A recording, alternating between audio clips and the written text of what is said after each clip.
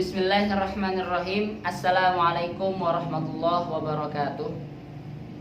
Alhamdulillah wassalatu wassalamu ala Rasulillah wa ala alihi wa sahbihi wa mawalah, amma ba'du.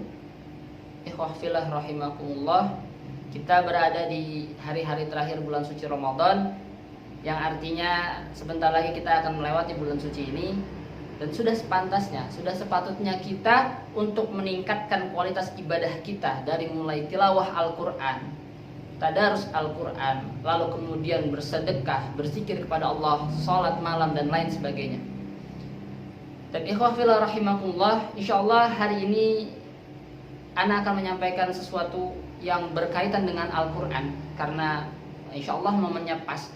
Bagaimana cara Al-Quran menjadi sebuah mukjizat, ya.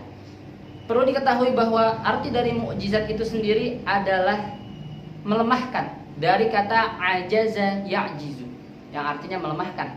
Artinya Al-Quran ini sifatnya bisa melemahkan musuh-musuhnya yang ragu, yang kemudian tidak percaya dengan Al-Quran, yang ingin mengatakan Al-Quran itu tidak benar, hanya karangan semata. Itu akan terbantahkan dengan Al-Quran.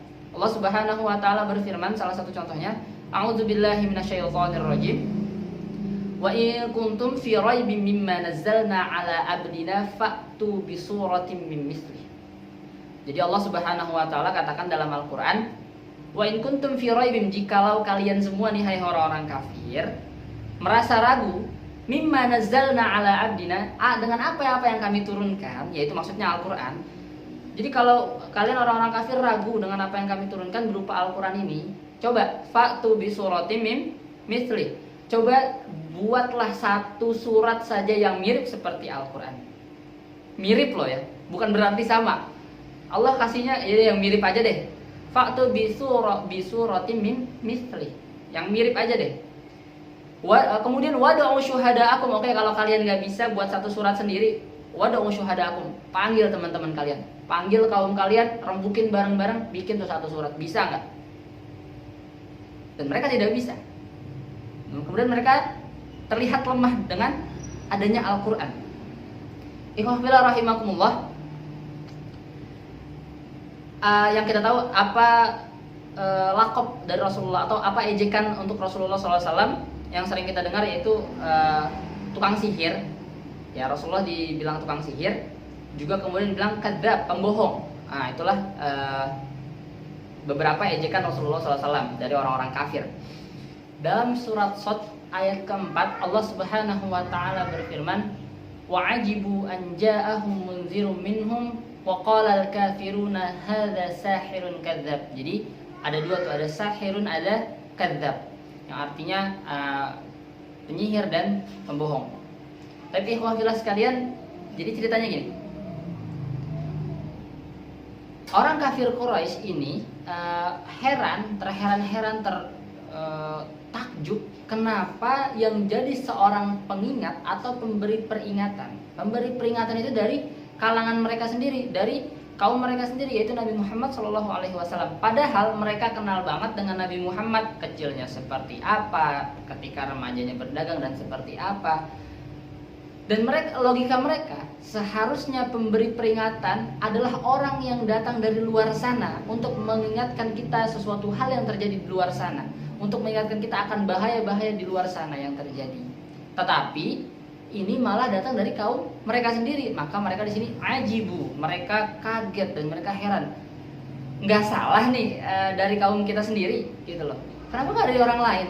Kenapa harus Nabi Muhammad sih? Gitu. Kenapa harus Muhammad sih? Seperti itu. Wajibu an ja'ahum munzirun minhum wa qala al-kafiruna. Kemudian orang-orang kafir berkata, hadza sahirun kadzab. Ini adalah sihir dan ini adalah pembohong.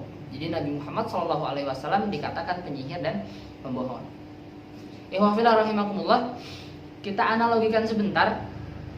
Ketika kita melihat sesuatu sihir atau suatu sulap, magic dan lain sebagainya yang sejenis, itu yang bekerja adalah otak kita dan mata, penglihatan. Bagaimana kita mengamati bagaimana sang pesulap itu melakukan sulapnya. Itu yang kita amati. Dan ketika kita sampai pada akhir pertunjukan dan kita tidak mengetahui apa yang dilakukan, apa triknya bagaimana, kita akan mengatakan, wow ini luar biasa, that's amazing. Gitu. Kita nggak akan tahu bagaimana pesulap itu melakukan triknya seperti itu. Dan hanya dia yang tahu. Dan ini adalah sebuah ketakjuban. Gitu. Kita takjub dengan apa yang dilakukan seorang pesulap tersebut. Ikhwah fillah rahimakumullah. Begitu pula yang dirasakan oleh orang-orang kafir.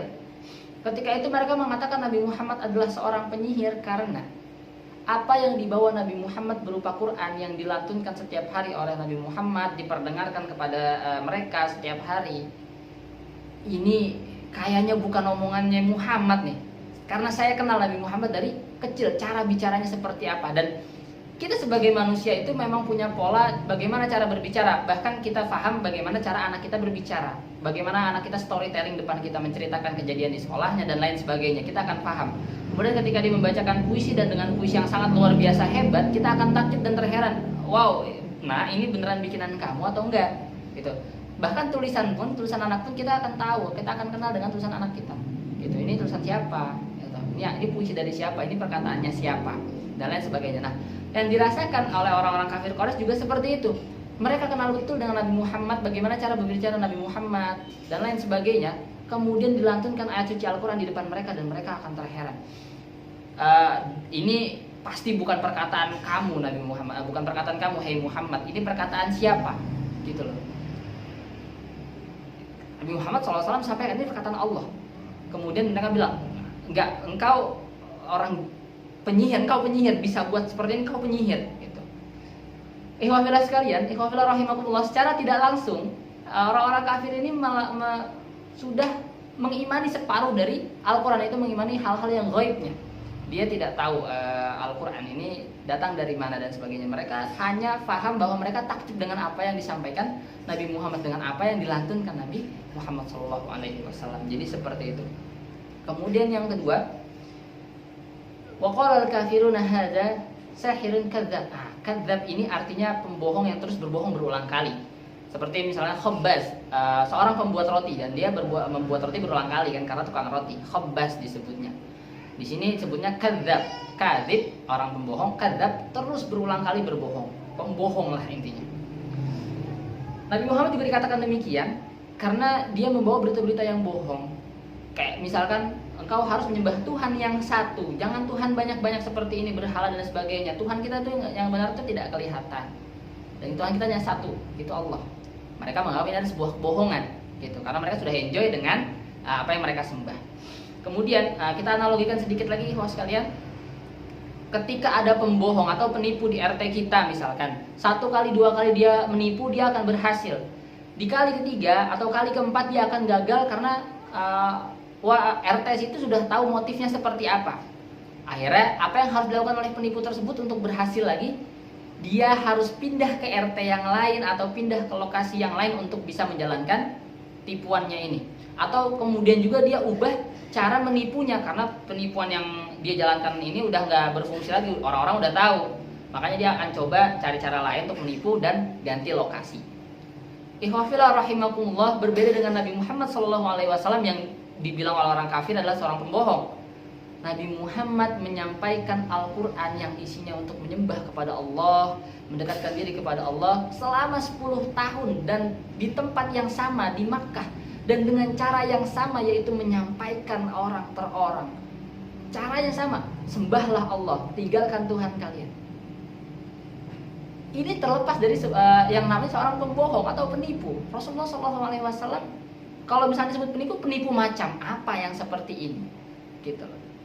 Maka Rasulullah SAW lagi-lagi orang-orang kafir blunder dengan perkataannya mereka sendiri. Ikhwan fillah sekalian, surat Shad ini ayat keempat, ada juga yang mirip di surat Qaf ayat kedua. Ayatnya mirip, bal ajibu an ja'ahum mundhirun minhum. Seperti itu.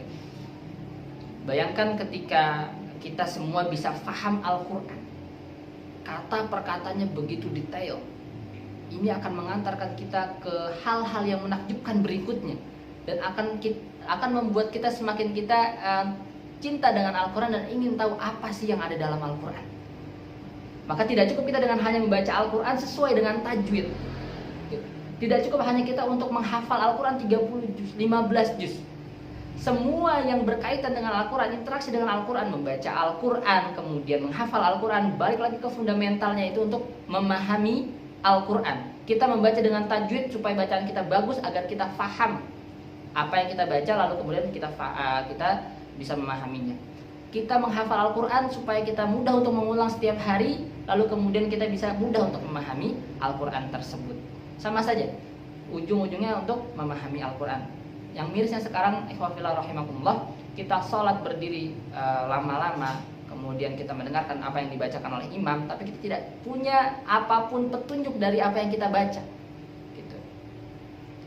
Itu adalah realitas sekarang gitu. Jadi kita harus mulai aware atau peduli kepada diri kita sendiri dan kepada umat muslim semuanya, bahwa Al-Quran ketika tidak difahami itu sama sekali tidak menjadikan kita muslim yang kafah, tidak menjadikan kita muslim yang sempurna. Kita harus paham dengan Al-Quran, karena Al-Quran adalah sebuah petunjuk untuk menunjuki kita ke surganya Allah Subhanahu wa Ta'ala. Mudah-mudahan bermanfaat, kurang lebihnya mohon maaf. Wabillahi taufiq wal hidayah. Wassalamualaikum warahmatullahi wabarakatuh.